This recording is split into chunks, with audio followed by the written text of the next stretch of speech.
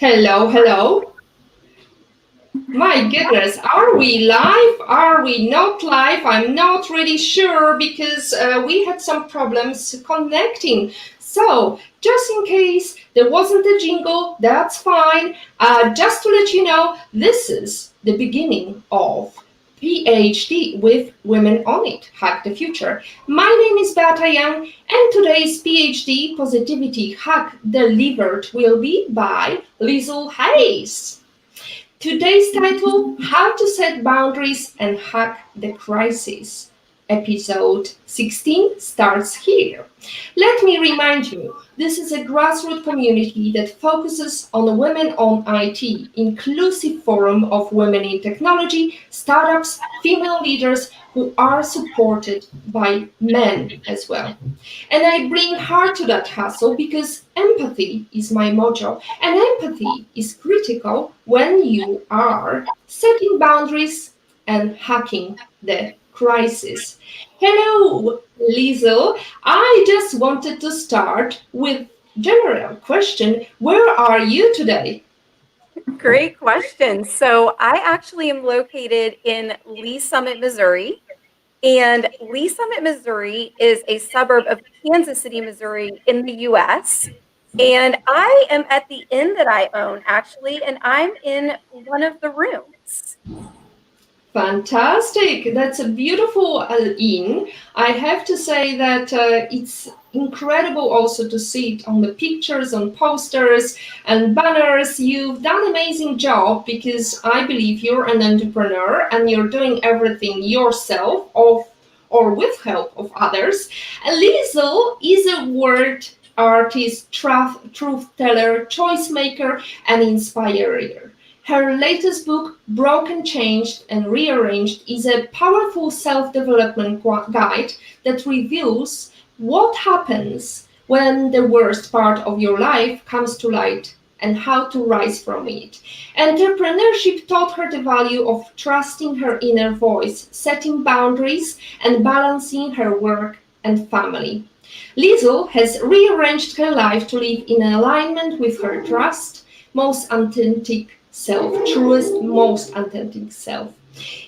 So, Liesl, may I ask you, how did you get to the entrepreneurship part and what are you doing? What's this in?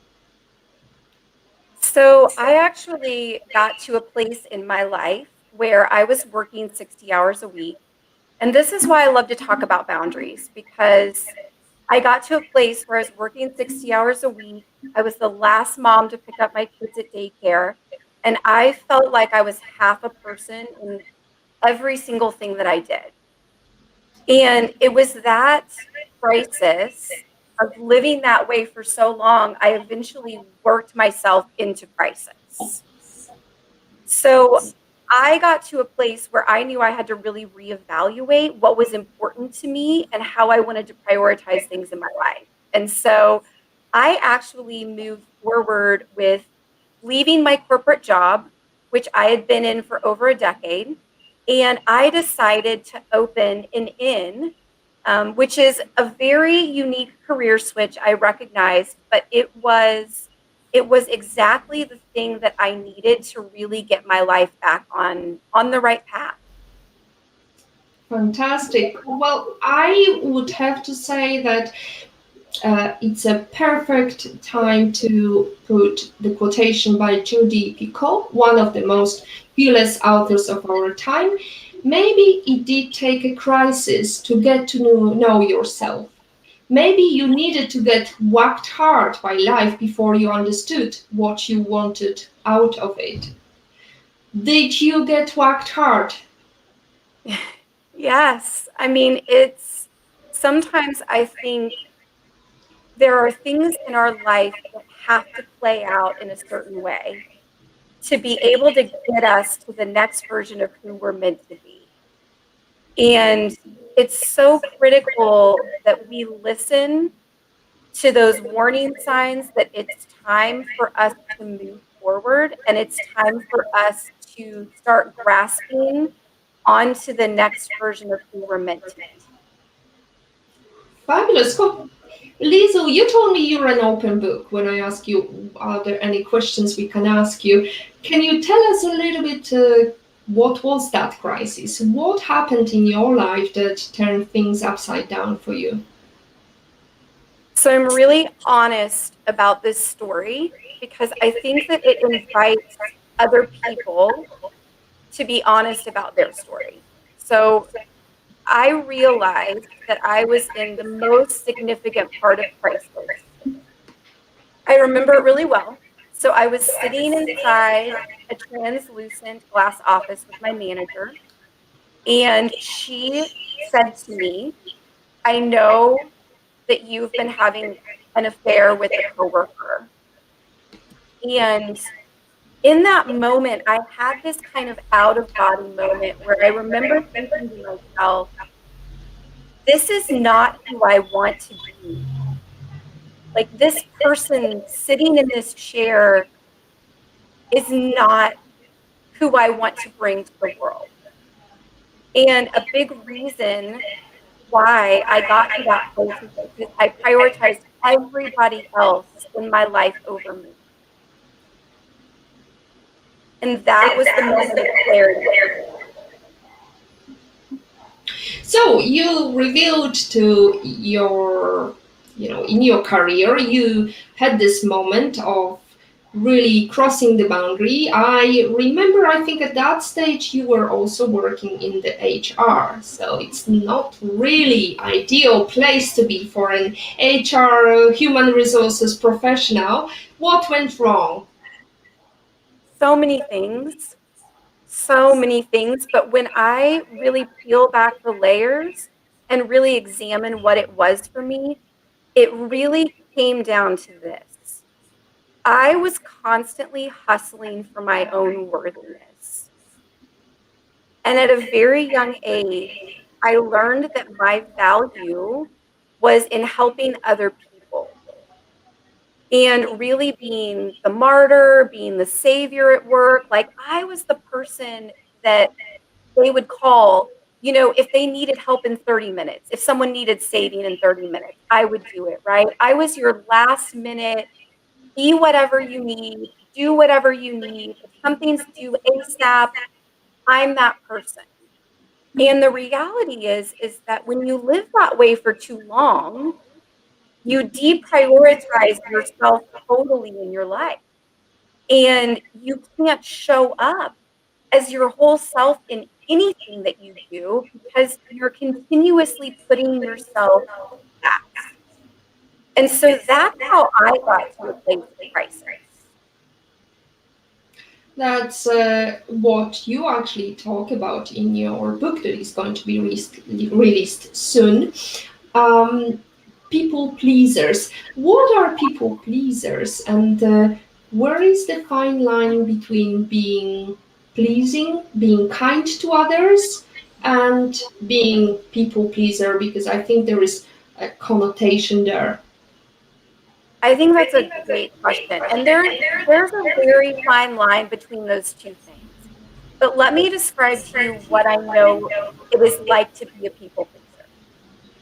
So for me, being a people pleaser is doing whatever anyone needs at any given point in time. It is accommodating someone at your own expense all the time. So I think that's a major element of being a people pleaser.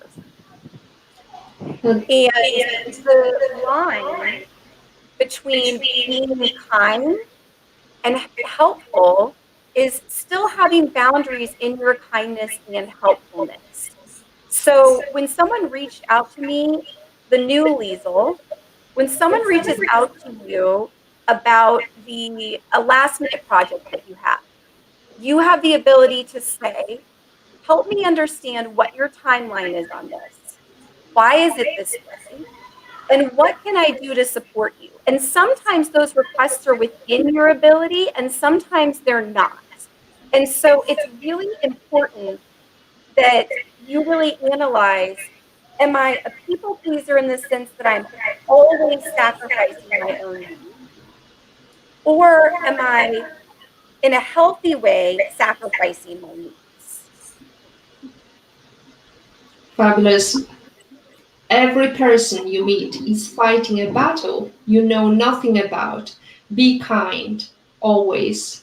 That's at Plato. So I could really sympathize with all people who are having difficulty saying no and setting boundaries, because sometimes I just feel like I'm letting people down, and especially given the fact that I used to run a cafe.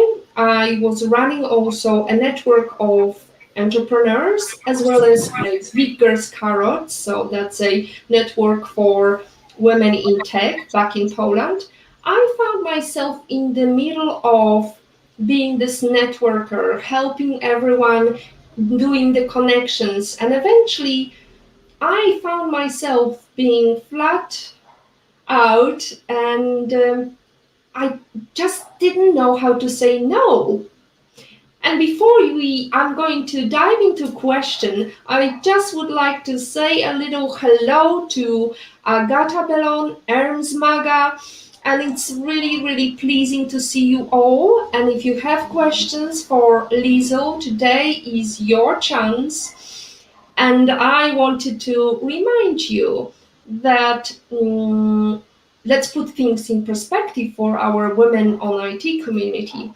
At first glance, it's easy to characterize the lack of women in technology and entrepreneurship as a pipeline problem, that there is little diversity in technology because there is not enough qualified talent from diverse backgrounds. But then it turns out that actually these women quite often do not know how to set boundaries and how to say, no, I'm not going to do another assignment for my colleague who is busy with something else or is busy chatting up girls. How to break through that, Liesl? That's a really good question. So, one of the things that's really important is we have to be aware and in tune with the things that we are required to do at work. And while of course, we are always focused on our team goals, and we're always, part of a team, we're supporting a team, there's a fine line and a point in time when we are taking on too much of everyone else's work, or we're providing too much support that we're not able to focus on our own objectives. And I think I found myself doing that in the corporate world a lot. I worked at a global healthcare IT company, and there were always people who needed things from me. And my default answer was always, yes, what can I do? How can I be of service? And I will tell you that I was rewarded for that. But the reality is that I wasn't oftentimes delivering on my own objectives and the things that also drove my team forward. And so I think it is really critical, especially to have these types of conversations with our managers as well and say, what am I responsible for? What's in my sandbox? And then what is the support that you're expecting me to provide other people on this team? But you have to be in alignment with your manager on what those things are so you can collectively really set the boundaries that you need to make yourself successful, but also your team successful. Fantastic. Liesl, I know you prepared a 5 steps to creating productive work boundaries. Our production is going to show it to us so we can go through it, because I think it's quite critical to walk step by step. And if you could let us know why you believe it's important to focus on these 5 steps. Okay, so the first one, let's focus on step 1, which is choose boundaries over barriers. And I think this is really important because there is a difference between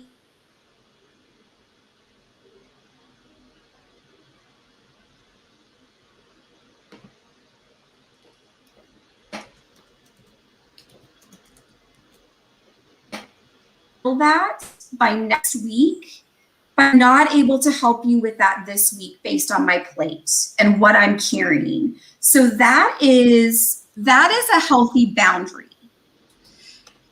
So a barrier is very different. So a barrier is when we put a wall up around communication altogether. So we don't want to set barriers in place because barriers are us just ignoring, right? They are us setting up a wall and they are us not communicating. So it would be someone reaches out to me with the last minute request, and the barrier that I put in place instead of a boundary is I just don't respond to their email or I just don't listen to them. And then it just goes and falls by the wayside.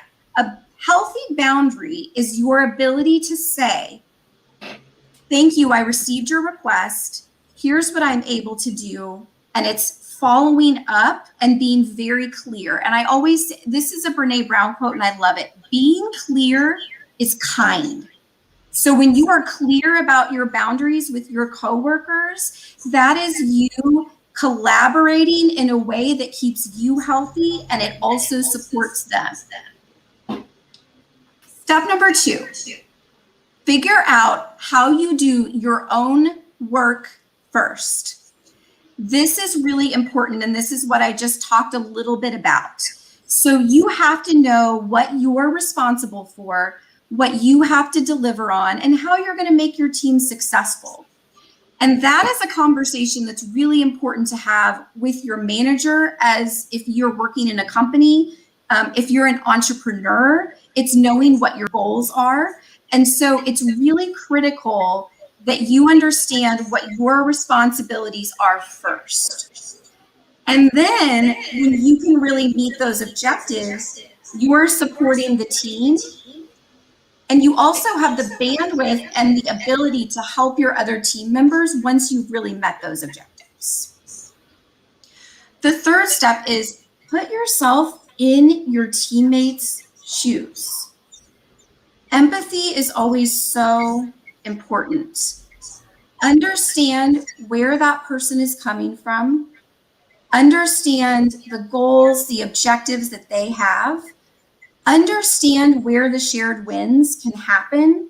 And that's where we can kind of collaborate over boundaries too, right? Because sometimes it's saying, you know, I can't get you the 5 things that you need this week, but we could scale them back a little bit and I can get you these 3 things. So make sure that when you're having a boundary conversation, that you really are understanding where that person is coming from, what their goals are, and how they align with your individual goals as well. Step number 4 is make agreements in terms of the team's greater good. It's really important when you are setting boundaries on your team and collaborating that you all understand what collective success looks like. What does success look like for our team? What does it look like for me, who's an individual on the team? And what does it look like for our teammates? And how do we all honor each other's boundaries and each other's goals so we can collectively be successful? And then step 5 is give based on long-term benefit, not short-term fears. And this is so important because how many times are we fearful that when we set a boundary with someone, we're afraid of their response? One thing that I want to give you advice on is that you cannot take responsibility for how other people feel about your boundaries. You have to be the one who knows how to keep yourself healthy, your team healthy, and you have to set those boundaries and know that if you're doing it in this collaborative way that we just shared, that you can't be responsible for someone's reaction. Fabulous. So I would really hope that you make these steps visible for yourself, and you can always come back to the video. And ladies and gentlemen, I think it's a time to do a drum roll, because you have got your newest book coming. So in your newest book, you reveal what happens when the worst part of life is on public display, and how crisis was the bottom. How did you begin the process of digging yourself out of crisis? So for me, the biggest piece of advice I give people when they're going through crisis, and what helped me, was to completely lower your expectations. And what I mean by that is every phase of our life warrants that we have different expectations for what we're going to accomplish, what we're going to achieve, what we value. And so often the social media highlight reel gives us the illusion that everybody is living their best life every day. We get to see all of these amazing trips or highlight reel moments. And then we're over here, especially when we're in crisis, trying to figure out how to dig ourselves out of it. We think to ourselves, everyone else has it figured out but me.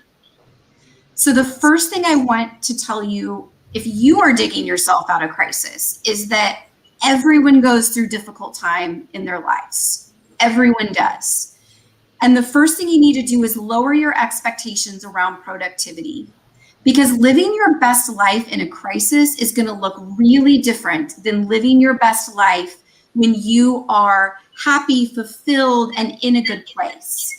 So accept that living your best life during crisis may be just getting out of bed in the morning.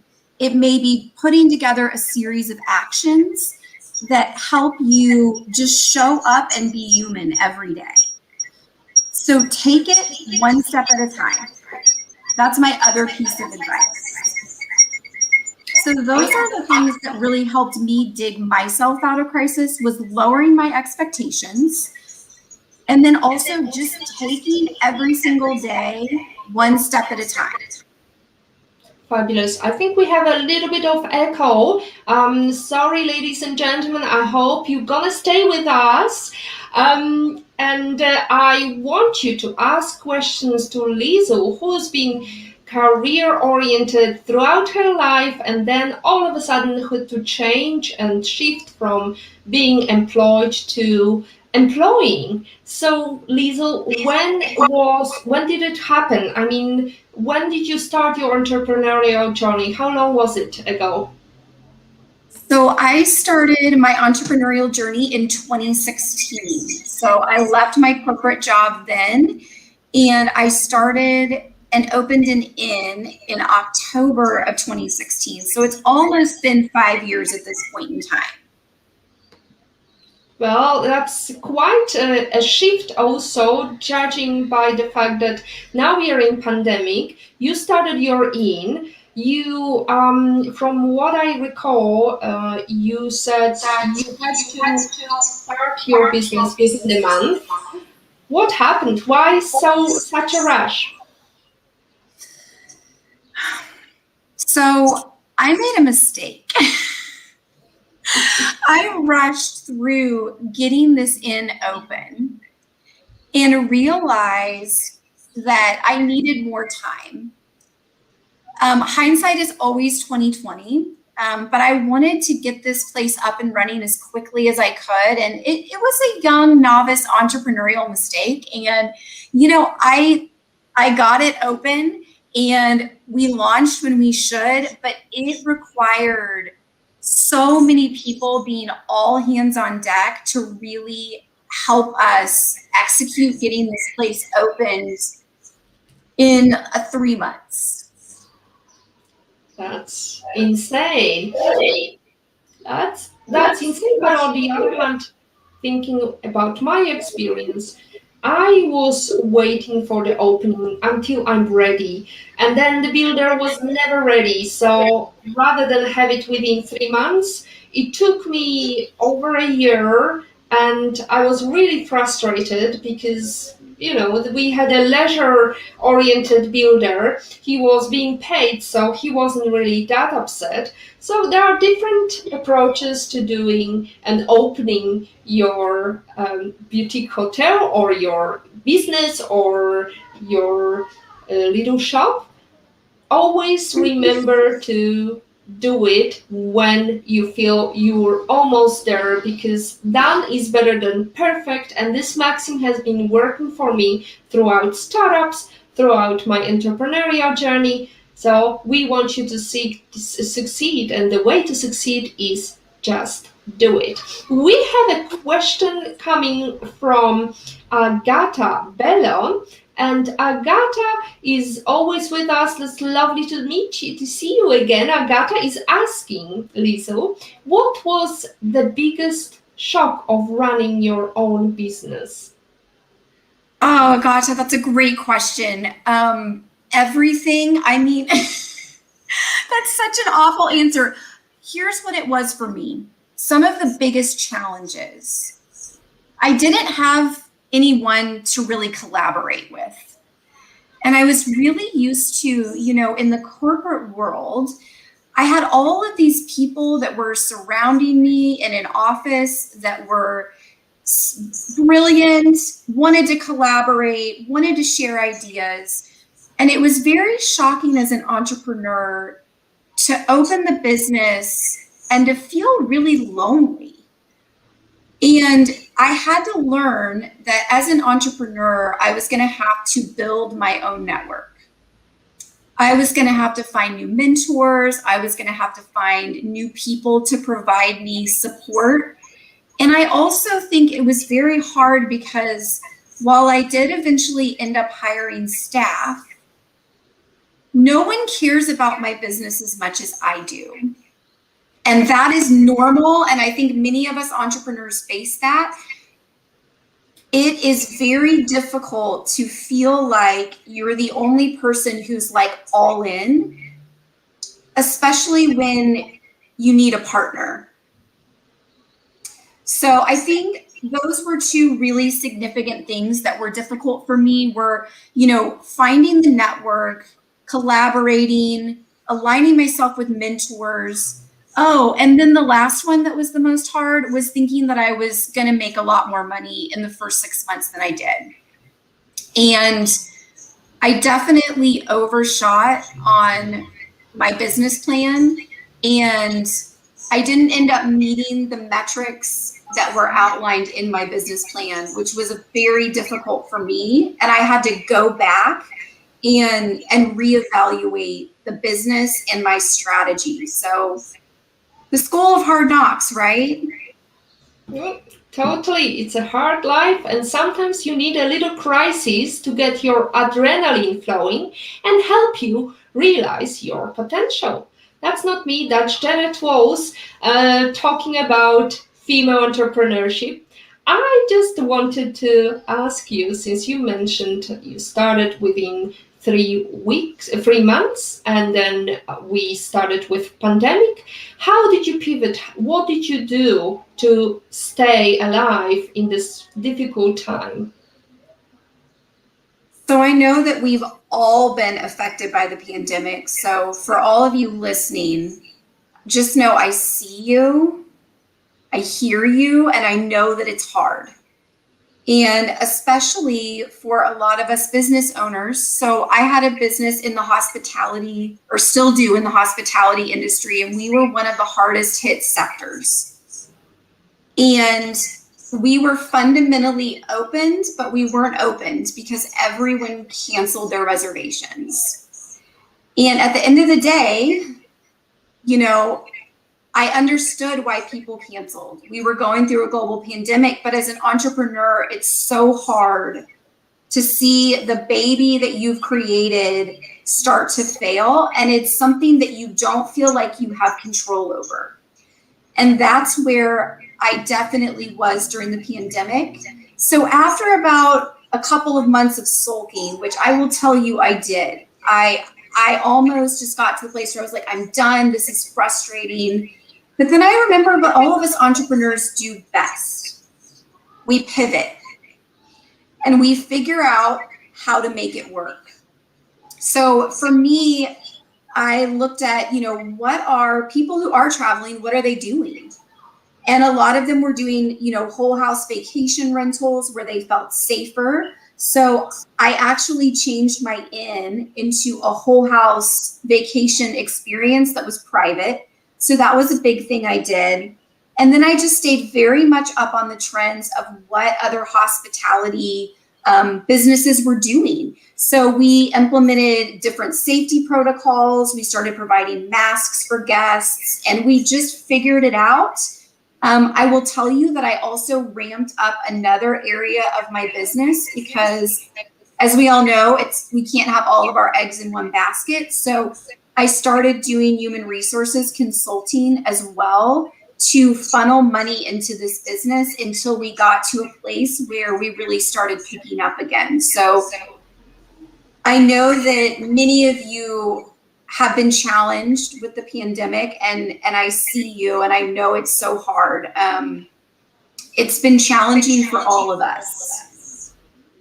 Well, I can vouch for that because going through the streets of Valletta, where we are based, it's really sad to see these empty hotels, empty restaurants, almost dead streets. And I would like to go back to what we discussed just last year during PhD 009 with ladies from what I recall. There was Giselle Muscat, Minca Zupans, and Gabe Lukacs, and we talked about pivoting as well as how to sustain the crisis and how to stay on top of your business. Whether it's a side hustle or a full-time business, there is always something you can do in the meantime and hustle while you wait. We have got a question from Patrick Young. He is asking, I think you touched upon it, how did the pivot go when you evaluated your strategy, Liesl? So Patrick, thanks for the question. Things definitely picked up, but they did not get to the place where they were pre-pandemic. But I also reset my expectations around, I looked at data from what other individuals in the hospitality industry were really looking at for occupancy rates. And I mirrored and reset my business plan to say, there's only so much that we can do. We cannot create virtual hotel room stays as much as I want to. And we got better and our numbers increased, but I also did have to bring in income from one of my other businesses to keep this one staying afloat. That's a very challenging question, Patrick. I hope you want us to succeed. So if you have some suggestions, please, you're welcome. We've got a Bakeho again. Liesl, maybe your speaker is loud. I'm just wondering. Okay, I'm going to play with it here. No problem. In the meantime, I'm going to tell our viewers what exciting things we have planned. Just next week, we are going to talk about blockchain technology. We are going to talk about NFTs and all the buzzwords that are so confusing and how to enter that field. I would like to talk with you, Liesl, about the New York Times, the National Center for Women and Information Technology indicates that over 56% of women in STEM will leave the industry over the course of their careers. We are back to the career stage and the crisis of how to progress when you're a woman in technology, when you're one of the few ladies in the team. And I wanted to talk about the new study by Catalyst, which looked specifically at the gender divide in business roles within tech, that found that women MBAs are less likely than men to enter these industries because we feel unwelcome. We are just one of few females. And if they go into that technology, they are more likely to leave and to do so quickly. What would be your advice to women on IT who want to hack the future, climb that corporate ladder, or start their own business? So I think one of the things is having a seat at the table. And it is challenging as a woman to have a seat at the table. But the reality is that it's important that we start to set our own boundaries in the workplace, because I think oftentimes there are biases that people have that they don't even recognize they have. So let me give you an example. So on my team, I was typically always the note taker. And I volunteered for that role a lot. And then it just kind of became I was the note taker. And I know we've talked about, when you are the note taker in a conversation, there's a lot of research and data that proves you're immediately out of the conversation in the sense that you can't contribute strategically. So it's important in little areas to be able to kind of collaborate and take our power back on those things. And so let me give you an example of how I did that. So I recognized that a big part of me taking notes was also the fact that I was always just the volunteer who was willing to do it. And at one meeting in particular, I sat down and I just said, I'm wondering, can we rotate on who takes notes? Because I don't feel like I'm as present in these conversations when I'm taking notes. And everyone looked at me and they were like, yeah, of course. Absolutely. Like, not a problem at all. Like, we all are on board with taking notes at a different time point and rotating. So it's important that you start to recognize there are biases that all people bring into the workforce. And I do it too. I have biases as well. And oftentimes when you notice a bias, like you're the one always taking notes, just collaborate with the group, talk to them about it, bring it to their attention, and that helps us move forward. So here's my biggest advice about taking a seat at the table as a woman in tech. Recognize we all have biases. You have them too.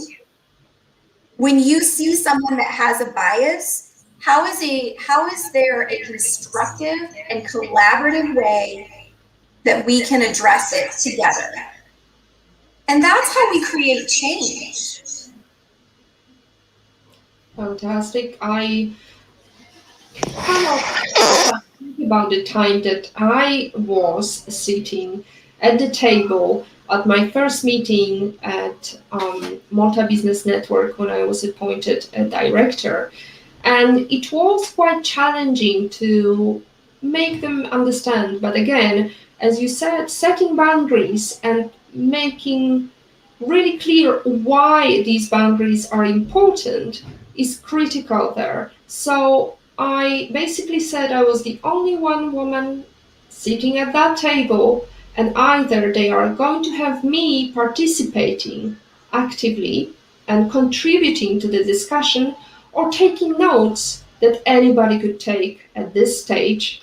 And the other thing is, I didn't raise up to make coffee for everyone, because I believed once we start making coffee and be that people pleasers, as you say, then we are losing the power within. And I believe that to set yourself as a leader, you need to be strong and know how to say no. So Liesl, I would like to ask you one tricky question that I see many women struggle with: how to say no without saying no. Yes. So I feel like I perfected this because I will tell you, before I learned how to say no, I had to first be able to say yes within a boundary that was still going to keep me healthy. So I really struggled with saying no in my corporate life. I was always the yes person. And saying no to me felt foreign, and it felt like I was being unhelpful, abrasive, too direct, and all those things those are lies that I told myself, right? So those are not real things. So what I had to do was, how can I still say yes and keep a boundary? So the good example that I like to use is timelines. So when someone says, I need this ASAP, how many times has it not really been ASAP? Like, let's be real. How many times have we been reached out to and someone's timeline feels immediate, but once we dig a little bit deeper, maybe the timeline isn't as immediate. So ask clarifying questions. Tell me when you need this part of the project complete. Help me understand why you need it complete within this time frame.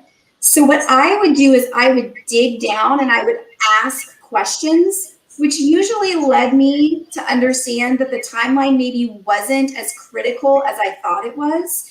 And so the way that I said yes was, I can get you this part of the project done if you're okay with the fact that it's going to be next Wednesday versus it being in an hour. And so I think there are ways that we can still say yes, but do it within a way that keeps us healthy and still keeps us focused on our larger goals. And so my biggest piece of advice to you is, ask clarifying questions. Make sure the timeline is really the timeline. Also, I think what is really critical when we're starting to set boundaries is we can also say yes, and maybe we scale back the project a little bit. So maybe they needed a full executive summary, but you say, you know what, I can't get you a full executive summary, but I could get you a one-pager by Friday. So those are some things that I do that really help me around saying yes, but also having boundaries. Great answer. Thank you for sharing your knowledge and sharing your views and letting us all succeed. And I see that Patrick made also comment saying, toads, ladies, always want you to succeed. Great answer, Liesl. Totally admire your ability to pivot, and what a beautiful in. He clearly checked you out, and I can see myself going and staying in your inn because I feel that maybe he's keen on traveling if we can. We'll come back to traveling in a moment, but we have got a question from Aika, who is asking, hi Liesl, do you have a hard time shifting from the corporate world to being an entrepreneur? What is your advice to women who are about to take this path too? Yes. So it's a dramatic shift, and I'm not going to sugarcoat it.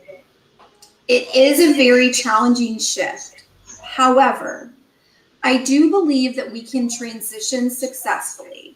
And I'm going to go back to my, really surrounding yourself with people who can support you in different areas. So I know this sounds trite, and I know you hear it all the time, but find a mentor in the areas that you are weak in. So for instance, I really struggle with business and financial acumen, and I'm really great at marketing. I'm great at creating an experience. I'm fantastic at social media, but where I really struggle is in really looking at my financials and understanding where I'm spending money and breaking all of that down. So for me, it's important as you make the transition, recognize your strengths, the things that you're really solid at, and then really think about the areas where you have some opportunities for growth. because it's important to align yourself with people who can support you and speak into your life on those areas where you're maybe have some opportunities for growth. So that is my first piece of advice. Find people to support you, collaborate with you, and also help you with the areas where you have weakness. In your book, Liesl, you talk a lot about crisis-proof friendships, and you just mentioned about people, your network who is supportive. Tell us a little bit more about those friendships in your life.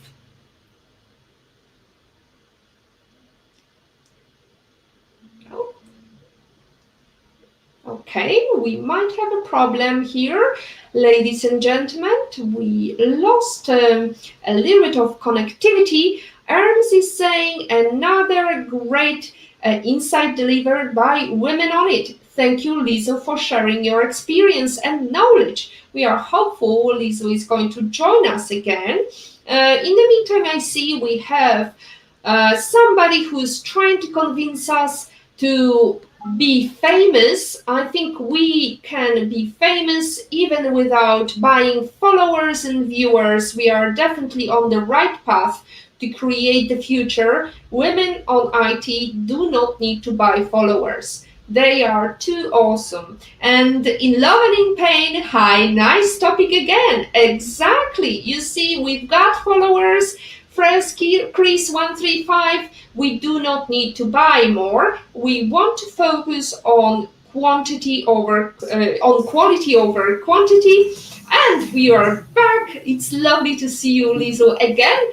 Have you twice as my guest is a pleasure and honor. I presume it's something to do with your venue that you're having a party at the moment downstairs.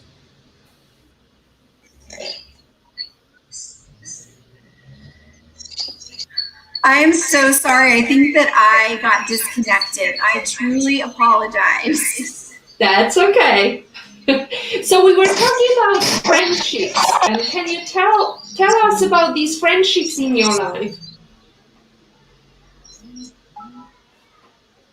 So I have a group of trusted advisors that are really important for me that I collaborate with on a regular basis. And they have different strengths than me. And it is so helpful in becoming an entrepreneur to surround yourself with those people. The other thing that I'm going to tell you around the transition from becoming or leaving a job and becoming an entrepreneur is make sure that you take care of yourself. So it becomes very easy when you're an entrepreneur, you feel responsible for your business. And because you feel this level of responsibility for it, you oftentimes self-sacrifice your own needs.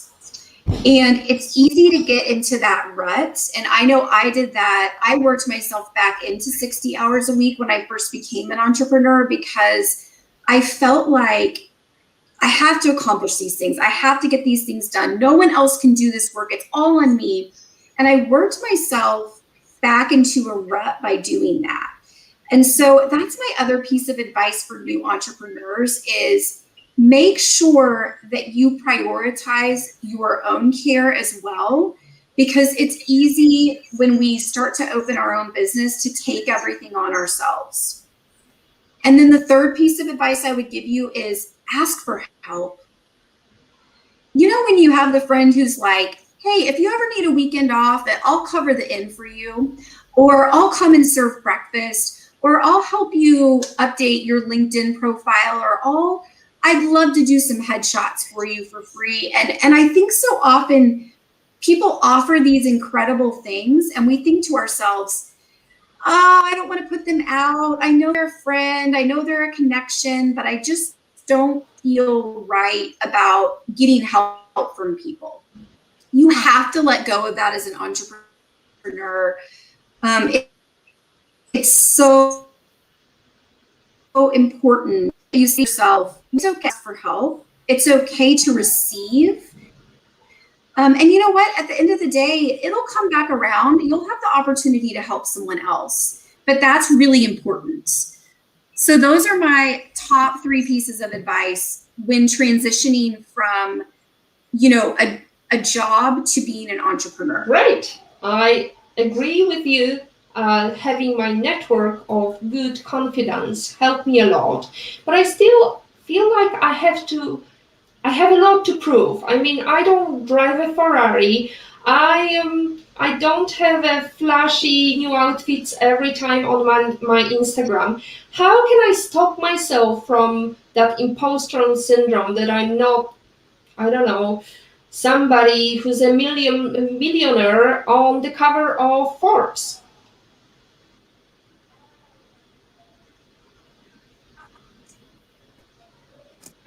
Are you there, Liesl? We might have lost you.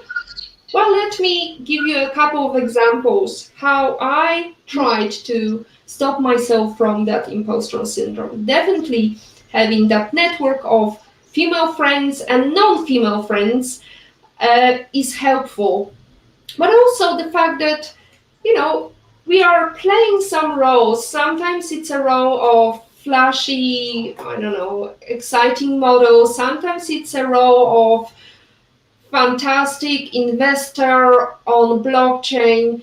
But deep down, what really matters is the success, how you define it, and whether you feel you need gadgets to surround yourself with, or be really pleased with what you do. Because if I wanted to make money on women on IT, I would be sulking today saying, nothing works. I've been trying to pivot so many times and I still don't earn enough money.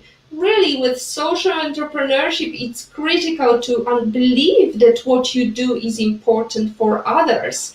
So maybe, Liesl, you have got some way of how to deal with that imposter syndrome.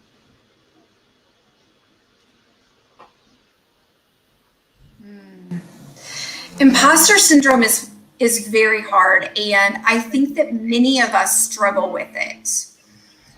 I think where I really struggled with imposter syndrome is I constantly told myself the story. What happens when they find out that I'm not that talented? What happens when they find out I'm not that bright? What happens when the gig is up?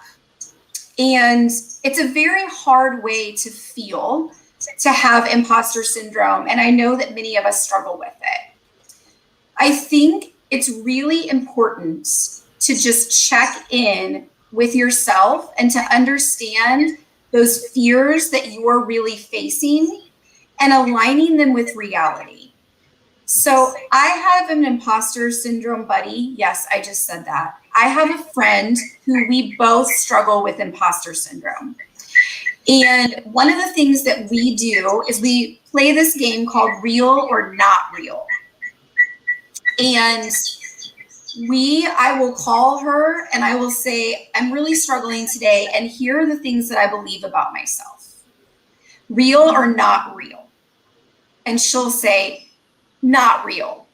Let me tell you what I see about you. So what I will tell you about imposter syndrome is it does help because it's not logical and we know it's not, but it feels real.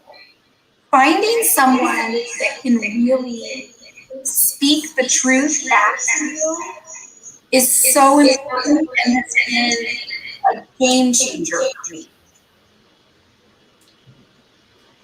Agree, Liesl. Thank you. We have still a little bit of hustling going on in the background, a little bit of noise in the background, but I hope you stay with us. And we've got brilliant comments coming from Ernst Maga. Another great insight delivered by women on IT. Thank you, Liesl, for sharing your experience and knowledge.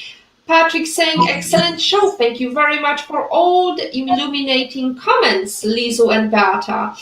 Agata, it's lovely to have your comments again. Marvelous show. Once again, great to see Liesl showing off such a great and sharing her many skills. Thank you. I gotta make sure you take care of yourself as an entrepreneur. She is quoting you because she really believes it, this maxim. And since we are here focused on positives, I wanted to ask you about this weird thing I was hearing about chapter in your book called Funeral Goals. What is that, girl? So, funeral goals. Let me give you context around where this comes from. So shortly after I went through crisis, I was at my grandfather's funeral. And it was like the best kind of funeral that you can go to. And what I mean by that is my grandpa was 90 years old. He had lived an extremely full life. The whole church was full of people who were there to celebrate his life. And it was incredible to hear the stories that people shared with me about him. And the one thing that I really struck a chord with me was my grandfather was the type of person where when you were with him, it felt like you were the only person in his world. He had the power of giving people his full attention. And how often in our lives do we sit down and we're scrolling through our phone or our mind is somewhere else? My grandfather always made people feel like they were the only ones that he was having a conversation with. And I realized at his funeral, I was like, what do I want people to say about me at my funeral? And I'm not the first self-development author to ask you to consider your funeral. I recognize that. But I do something that's a little bit different. And I pretend that my funeral is in 5 years when I'm aligning my priorities and the things that I care about. Because my funeral in 35 years or 45 years, it's too far out. So creating goals and creating what I'm going to spend my attention or what I'm going to channel my attention and energy towards, it's really difficult to do that far out. So my funeral goals are, what are the things that matter to me? What are the goals that I have in the next 5 years? And how am I going to get there? So those are my funeral goals. I encourage you to make funeral goals too. I didn't, Liesl, but I have to say that I had a serious conversation with my teenage daughter when she was growing up, and empathy was not really that mature, and she did things that she didn't think about would hurt. And so I told her that her funeral goal should be live your life to that extent that when you die, nobody's gonna laugh at your funeral. Nobody's gonna be happy at your funeral. Everybody's gonna weep. So that's my goal for her. I maybe have to think about my strategy for my funeral. I'm living my life to the full, so I'm not making these kind of plans, but maybe that's a good way to segue to the question that I always ask my esteemed guest. Can you please give us your favorite life lesson quote, and can you share how that was relevant to you in your life? So when you sent me this question, I will tell you, it was so hard to pick one because I have so many quotes that have inspired me. However, when I had to boil it down, I picked a quote from Glennon Doyle, and I'm actually going to read it to you. Blessed are those brave enough to make things awkward, for they wake us up and move us forward. And one of the reasons why this quote was so meaningful to me is because I'm a truth teller. And so sometimes when I come into a room, I ask questions that people aren't ready to answer. And I share things that other people are not ready to share. And that's okay. I've accepted I'm just kind of awkward. Like, but it's my calling on my life. And I feel like when I invite other people to be awkward with me and show up as their whole selves, when someone catches that, they either get excited or it also drives people towards change, right? Because when we're willing to ask the hard questions and be brave enough to be awkward in a group where we're not conforming to the status quo of what's expected, that is when that awkwardness gives other people the ability to say, you know what? I've kind of been feeling that way for a while too. Why do we run our organization this way all the time? Or why are our operations run that way? Could we do it better?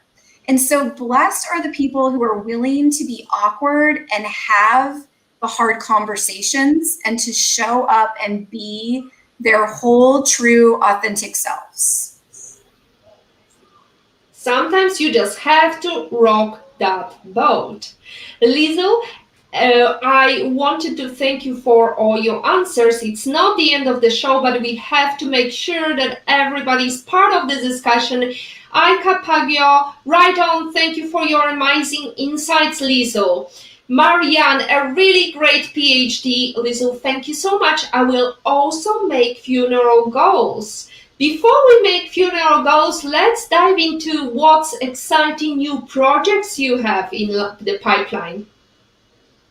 So my exciting new project right now is the book. So it's done, it's finished, but I'm not finished. So I'm really excited about all the marketing around it. I'm excited about the opportunity to share it with the people that I really love. And it's a really big funeral goal for me. Fabulous. I wanted to then ask you the final question of today, which is, imagine the pandemic is over and you can have breakfast with anybody in the world, anywhere in the world. Who would it be and where would you have that breakfast, Liesl? This one was easy for me. So it's definitely Glennon Doyle.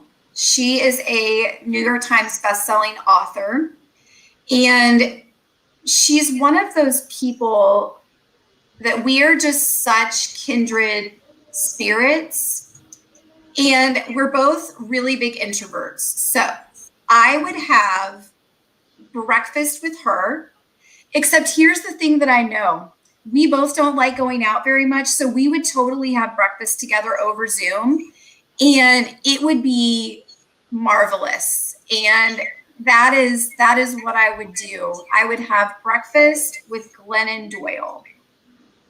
Great. I wish you having that breakfast one day or the other. We were hoping for a poster for next week advertisement. I'm going to tell you that it's going to happen on Wednesday, 6 p.m. We are going to have another PhD Positivity Hack Deliver. We're going to talk about breaking the crypto glass ceiling with Eloisa Marchesani. So I hope to see you all next week. And remember, before we are going to go to our place, make that funeral goal, make sure that you follow all the steps that Liesl talked about today to set the boundaries and come out of the crisis stronger. And once you replace negative thoughts with positive ones, you will start having positive results. My name is Beata Young. It's been a pleasure to host you, Liesl, and it's going to be positive day, and with this positive message I wanted to leave you all. Women on IT, hack the future with positive thoughts, funeral goals, and great night. Bye.